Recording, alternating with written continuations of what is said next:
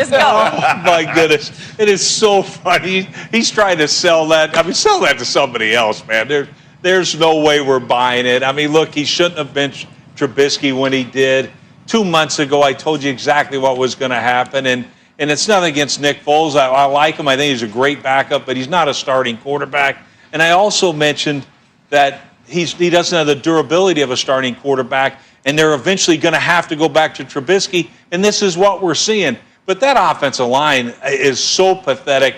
I mean, it doesn't matter who you got back there, Jim McMahon or whoever. They can't run the football. And it just, to me, but this thing is so phony right there when he came back. He should have just said, look, I got to play Mitchell Trubisky again. Just say that. Who cares? It'll fly better in Chicago than this.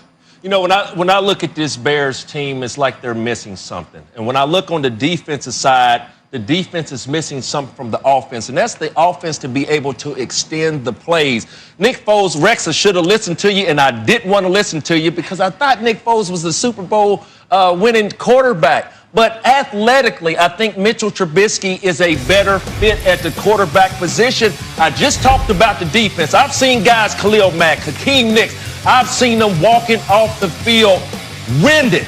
Why? Because of all the snaps that they had to play. 3 and outs from the offensive side. What Mitchell Trubisky brings to the table offensively for the Chicago Bears is the yards that me and Matt Hasselbeck always talks about each and every week, being able to steal yards. There's been times that I've seen Nick Foles at the quarterback position outside of the pocket wasn't able to steal yards. So I think athletically, Mitchell Trubisky gives them what they need at the quarterback position to be able to extend plays and run for that first down. Well, they're asking Nick Foles to do everything. I mean, the reason he was a Super Bowl winning quarterback is because he had a team around it and a solid offensive line in front of him. You can't expect Nick Foles to carry that type of mail like an Aaron Rodgers does, like very few quarterbacks can do. No matter who you have around me, he's going to be successful.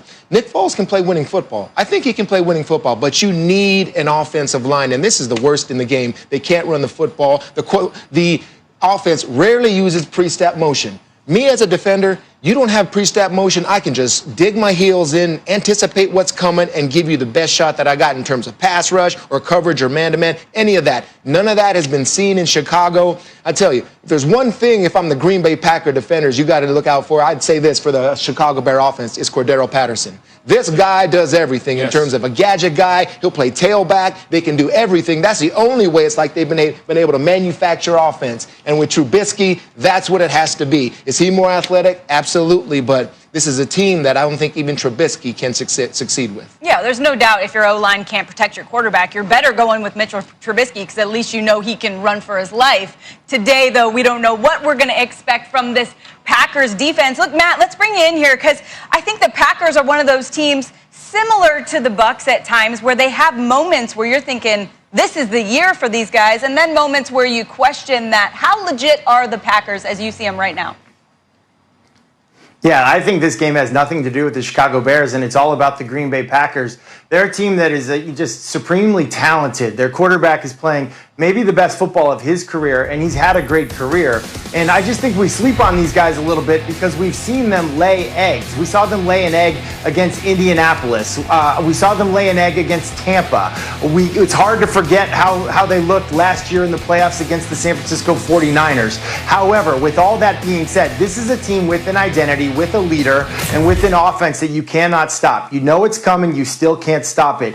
Aaron Rodgers, he's playing great. Why? Because he fits into that offense. The pass block win rate of that offensive line is off the charts. And then even when you know Davante Adams is the number one thing you have to stop, he still finds ways to average over 100 yards a game. This is the best duo in the game with Aaron Rodgers and Davante Adams. And there's an argument to be made that Davante Adams is the best wide receiver in the game.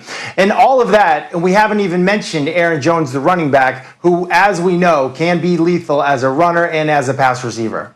Yeah, Matt, so they've got a 3-game lead right now in the NFC North with 5 games left. Do you think this is a Super Bowl team for Aaron Rodgers this year? I think there's an argument to be made that this is the best team in the NFC right now. And I understand why people would have a hard time with that, because you're remembering how they played against the Colts, how they played against Tampa. But take Aaron Rodgers up against all the top quarterbacks in the NFC right now, and who would you rather have in that championship game? It's guys like Goff, it's guys like either Taysom or Breeze, and maybe Russell Wilson or Brady. And quite honestly, those guys are good players. I think Aaron Rodgers is right with them in the kind of year that he's had so far. You could make an argument that Aaron Rodgers would be the favorite. Yeah, you know, Matt brings up some great points, but his focus is solely on their offense. On the defensive side, look, I hate their play at inside linebacker and dime back or whatever. They're really young play, there, yes. Yeah, Yes. And they just, for some reason, man, that's their Achilles heel on defense. And I think when I think about them, I see teams running the football and I against them in those moments. They get to the playoffs. I just don't know if they can hold up physically, especially at that inside linebacker spot or that dime linebacker spot. And that's why I don't take them seriously as a Super Bowl team. And quite honestly, Brew, Yeah. I'm not cheering for this team to go to the Super Bowl because how they handled the draft. And so maybe That's I'm okay. looking at We it going that back way. to that now. I Okay. hate that. Right, I hate those grudges. that. Let me go back to your defensive point, because I think it's just underestimated how valuable Blake Martinez was to this Yeah. interior, Yes. that linebacker position last year. He, of course, now is doing great things with the New York Giants, but Christian Kirksey had been hurt earlier in the year. Now, that's a veteran presence. He had like 11 tackles and an interception last week, but like rookies like Kamal Martin, these young guys that don't know how to play, to have one veteran in there that can really align you and help you out. Hopefully Kirksey can be that guy and get that defense playing well. But Matt's right, definitely. I think the Packers are one of the teams that can compete in the NFC. Yeah, no doubt some questions on defense, but the thing they've got going for them right now, 4 of their next 5 games are at Lambeau Field, and we all know how good they are there. So a nice little stretch for the Packers coming up. Let's head to Indiana, though. We're Mike Vrabel, looking super chill on this Sunday morning, getting a little coffee in early. The Colts are 4-1 against the Titans in the last 3 seasons. So can Mike Vrabel get Tannehill and Henry going today on the road? Hey, Adam.